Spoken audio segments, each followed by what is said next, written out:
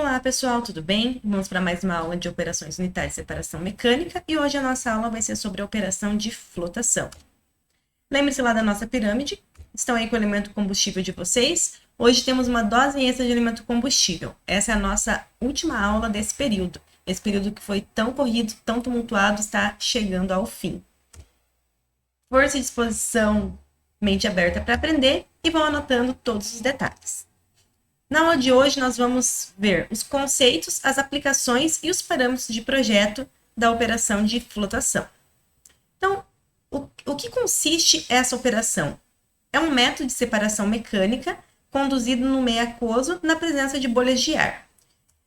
Então, o que vai acontecer nesse processo é o contrário do que acontecia na sedimentação.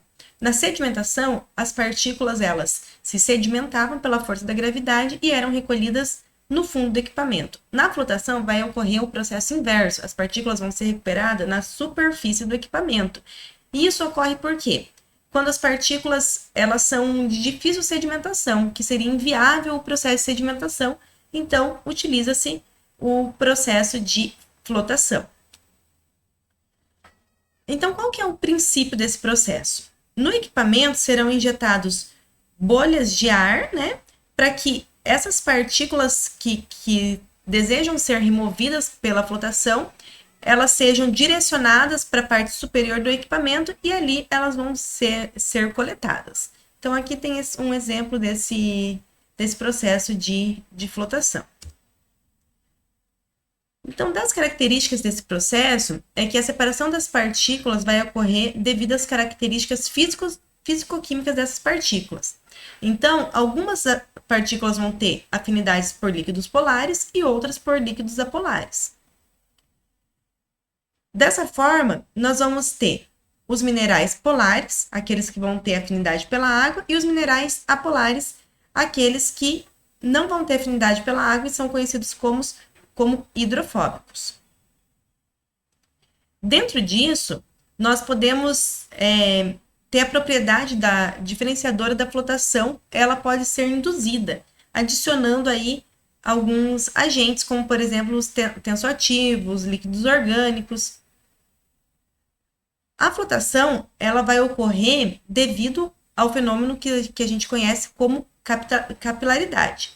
Então, esse fenômeno ele é resultante das interações intermoleculares atrativas. Então, aqui nós temos um exemplo da água num capilar, né, num tubo capilar, e o mercúrio num tubo capilar. Então, o que acontece? O vidro, que seria esse capilar, ele tem a sua característica polar, assim como a água. Dessa forma, nós temos esse movimento de subida aqui da água nesse vidro. Ao contrário do mercúrio, que ele tem essa característica apolar. Então, partindo desse princípio, é que vai ser baseado a operação de flotação. Uma das consequências desse efeito de capilaridade é o efeito da molhabilidade. O que é esse efeito da molhabilidade? Como o próprio nome já diz, é esse efeito de que um sólido, por exemplo, possa ser molhado pela água. E quando que isso vai acontecer? Vai depender da sua característica de ser ou não hidrofílico esse sólido. Então, aqui nós temos esse exemplo que, quanto menor esse ângulo que nós chamamos de molhabilidade, mais hidrofílico é esse sólido e mais molhado será esse sólido. Então, os sólidos hidrofóbicos e hidrofílicos, eles são os princípios utilizados na flotação. E aqui nós conseguimos observar mais uma vez que quanto menor for esse ângulo aqui, mais hidrofílico será esse sólido e mais molhado ele será pela água. Então, no processo de flotação, é fundamental que se tenha um controle da operação. Então, para uma boa eficiência, deseja-se que as bolhas tenham um menor tamanho, dessa forma elas terão uma menor velocidade ascensional, e vai ser garantido um maior contato entre o material particulado e essa bolha. E terá também um maior tempo de residência da bolha dentro do flotador, garantindo uma maior colisão da bolha entre o material que deseja ser removido por flotação. Então, Para que possa ocorrer esse processo, em alguns casos onde as partículas possuem características semelhantes, a flotação pode ser ineficiente. Isso porque, se deseja remover seletivamente um tipo de partícula e ela é semelhante ao outro tipo que não deseja ser removido, ou deseja-se que essas partículas sejam separadas, então a gente tem que diferenciar essas partículas que têm características tão semelhantes. Dessa forma, pode-se fazer a adição, por exemplo, de alguns reagentes. Os reagentes que vão tornar esses sólidos seletivamente hidrofóbicos. Então, vai ter aí uma dissorção preferencial de algumas partículas. O reagente vai se depositar seletivamente na superfície do sólido e quando aparecerem as bolhas de ar, a superfície que a partícula apresenta a elas não é mais a sua superfície própria. É essa superfície que está sendo molhada por esses reagentes. Então, uma nova superfície revestida de uma substância hidrofóbica, ela vai se aderir às bolhas de ar e vai poder flotar e ser recuperada no topo do equipamento. Então, sobre os agentes de flotação, pode ser adicionado, por exemplo, os agentes tensoativos. Então, eles vão ajudar aí na formação das bolhas que terão afinidade por sólidos com características hidrofóbicas. Então, serão carreados até a superfície do líquido e as demais partículas permanecerão em suspensão. Então, a recuperação dos materiais que têm afinidade pela bolha apresenta um rendimento bastante elevado. Então, assim, para fazer um resumo sobre esse processo, o que é desejado? É desejado que os sólidos tenham a característica hidrofóbica para que eles saiam da água e se aderem nas superfícies da bolha de ar. Então, essa adição dos agentes tensoativos vai auxiliar nesse processo. Então, agora falando sobre o processo de flotação, vamos falar sobre o equipamento que é a célula de flotação. Aqui, como podemos observar, nós vamos ter a alimentação do efluente e nesse efluente vão estar contidos as partículas hidrofóbicas, que vão ser retiradas pelo processo de flotação, e as partículas hidrofílicas, que vão ser retiradas aqui por sedimentação. Vamos ter também, nesse equipamento, a entrada de ar, que vai fazer justamente essa retirada das partículas hidrofóbicas, onde essas partículas vão se aderir às bolhas de ar e vão ser retiradas aqui no topo do equipamento. Podemos observar que esse equipamento possui chicanas, isso para que não ocorra o curto-circuito do efluente alimentado, que ele entre e sai sem passar por esse processo de flotação. Nesse processo podem ser separados tanto sólido de líquido como líquido de líquido. Um exemplo disso é a remoção de óleo. Dentro do modo operacional, o processo de flotação ele pode ser operado por processo por ar induzido ou processo por ar dissolvido. Então, a flotação por ar disperso, as bolhas vão ser geradas mecanicamente por meio de um rotor. Então, vai ter a entrada de ar e esse ar ele vai ser direcionado na parte inferior do equipamento. Vão se formar bolhas com diâmetro em torno de 0,5 a 1 milímetros. E onde que pode ser aplicado esse tipo de operação? Por exemplo, nas indústrias de minerais para separar os minérios de suas impurezas.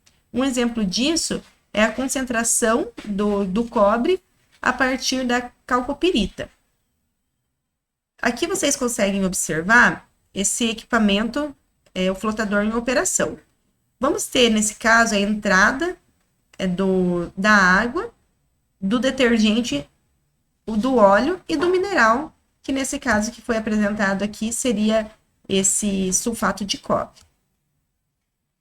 Dessa forma, nós vamos ter aqui a adição de ar, que vão ser formadas bolhas, e o mineral, ele vai, por ele ter sido recoberto com esse óleo, ele vai ter essa característica apolar, então ele vai se aderir às bolhas de ar e vai ser retirado pelo processo de flotação.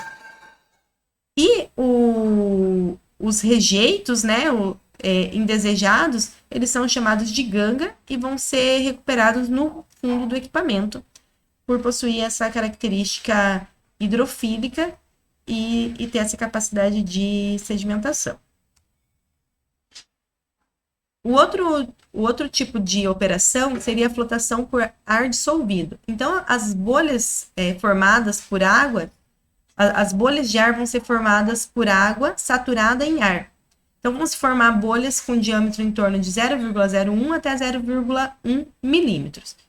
Aqui, nesse esquema, é possível observar o efluente bruto entrando no tanque de flotação. E aqui tem-se um tanque de pressurização para que possam ser formadas essas bolhas de ar no efluente que está entrando. Então, aqui o que vai acontecer? Essas bolhas de ar formadas vão ser responsáveis por levar as partículas hidrofóbicas para o topo do equipamento. No topo do equipamento vai ter um raspador que vai coletar todas essas partículas, essa espuma que foi formada pelo processo de flotação. Esse lodo flotado ele vai ser retirado e aqui a gente pode ter a recirculação ou não do efluente. Parte pode ser recirculado, parte pode ser descartado ou passado para um próximo tipo de tratamento. Então, esse sistema ele é muito utilizado no tratamento de água e esgoto. Aqui é o mesmo esquema apresentado anteriormente, só que aqui tem-se o processo anterior. Então, vai ter aqui a adutora de água bruta, essa água vai passar por um tanque, onde vai ser feito aí a adição dos agentes tensoativos, por exemplo, para auxiliar nessa flotação. Aí, em seguida, vai ser passado para o tanque de flotação propriamente dito, e nesse tanque de flotação vai ser removido os sólidos flotados, né, essa espuma que foi formada, e vai ter aqui a água tratada após esse processo de flotação, e essa água vai passar pelos tratamentos posteriores. Aqui tem uma foto de um processo real desse de flotação, onde a gente consegue observar nessa parte de cima a espuma formada pelo processo, e aqui logo abaixo sendo retirada a água livre dessas partículas que foram flotadas. Outra aplicação seria na separação de micro-organismos, como por exemplo células de leveduras de Saccharomyces cerevisiae, que são utilizadas, por exemplo, na panificação e na cervejaria. Os micro-organismos, eles se aderem às bolhas de ar e estão flotados para a parte superior, e dessa forma eles podem ser recuperados. Então, aqui a gente tem vários outros tipos de aplicações que podem ser utilizados no processo de flotação. Uma foto de um flotador real, de uma estação de tratamento de efluente. Esse flotador tem essa seção quadrática. Esse é um outro tipo de flotador, agora com seção circular. Pode-se ter a flotação onde a gente flutua mais de um elemento, né, ou mais de um tipo de partícula. Então, numa primeira operação, remove-se do efluente total mais de um tipo de partícula, que tem aí características próximas para poderem serem separadas por flotação de forma conjunta, e depois faz-se a separação unitária de cada uma dessas partículas, se esse for o objetivo do processo. Aqui tem um exemplo desse tipo de operação, onde vai ter aqui a alimentação, e nós vamos ter a separação do rejeito dessa flotação e um concentrado aqui de dois materiais, que seriam o cobre e o molibdênio. Esse concentrado passa por um segundo tanque de separação, onde aqui vai ser adicionado um reagente para que esses materiais aqui possam ser separados, né? Então, aqui nós vamos ter uma corrente de saída de molibdênio e uma corrente de saída de cobre. Um exemplo desse tipo de flotação, esse equipamento, né, que é utilizado, que a gente consegue ver como ele é por dentro. Vai ter aqui um eixo que vai injetar ar no fundo do equipamento. essas partículas, né, vão ser flotadas aqui para a parte superior do equipamento e vai ser descartada num outro recipiente. Existe também a flotação sequencial, diferencial. Dessa forma, vai ser flotadas espécies minerais de forma separada.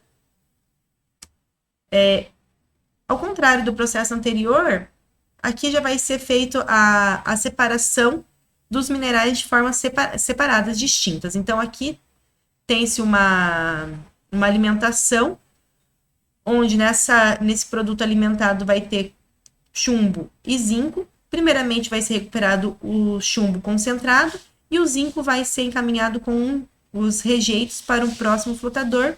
E nesse próximo flotador vai ser separado o zinco concentrado dos rejeitos. A flotação ela pode ser operada num processo de coluna.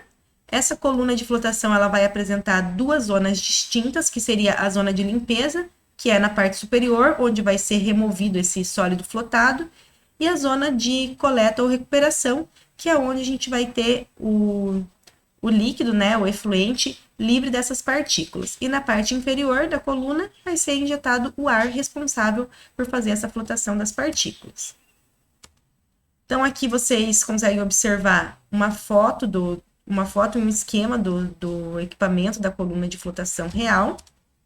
Aqui tem essa coluna de flotação empregada na indústria. Então, aqui, comparando o operador com a coluna, a gente consegue observar a dimensão dessa coluna, né? Ela possui grandes dimensões. E agora falando um pouquinho sobre os fatores de projeto que influenciam na hora de dimensionar um equipamento desses, um flotador. Então, os principais fatores que vão influenciar no projeto de um flotador vai ser a concentração do material particulado, a quantidade de ar utilizado, a velocidade de ascensão dessas partículas, a taxa de alimentação de sólidos e a razão entre o volume de ar e a massa de sólidos. Essa razão aqui, ela é muito importante de ser levada em consideração num projeto de um flotador. Então, para um flotador sem reciclo, nós vamos ter essa equação para poder definir essa razão de alimentação de ar e de sólidos. Então, aqui nós vamos ter que esse SA é a solubilidade do ar, da água residuária. P é a pressão de funcionamento do equipamento em atmosfera, em ATM. E aqui a gente tem essa outra equação no caso de processo com reciclo. E o F é a fração de ar dissolvido, considerando saturação incompleta. Então, o F ele vai variar entre 0,5 e 0,8. Uma observação importante é que o pH vai exercer influência no processo de flotação, então tem que ser controlado o pH do meio para poder garantir o sucesso na operação. E o pH de operação vai depender, na verdade, das características do efluente que vai ser tratado. Então, por exemplo, valores de pH que é uma boa flotação, no caso de fibra de celulose, está em torno de 5 a 6. No caso de óleo mineral emulsionado, está em torno de 4,5. No caso de sabão, está em torno de 4 e 5. Então, aí vai depender das características do efluente e das partículas ou do líquido que deseja ser flotado. E aqui a gente tem alguns valores de solubilidade de ar na água residuária. Então, pessoal, eu agradeço muito a participação de vocês, né, durante todo esse período letivo. E chegamos aqui na nossa última aula desse período. Desejo tudo de bom, sucesso para vocês aí. E até a próxima. Tchau, tchau.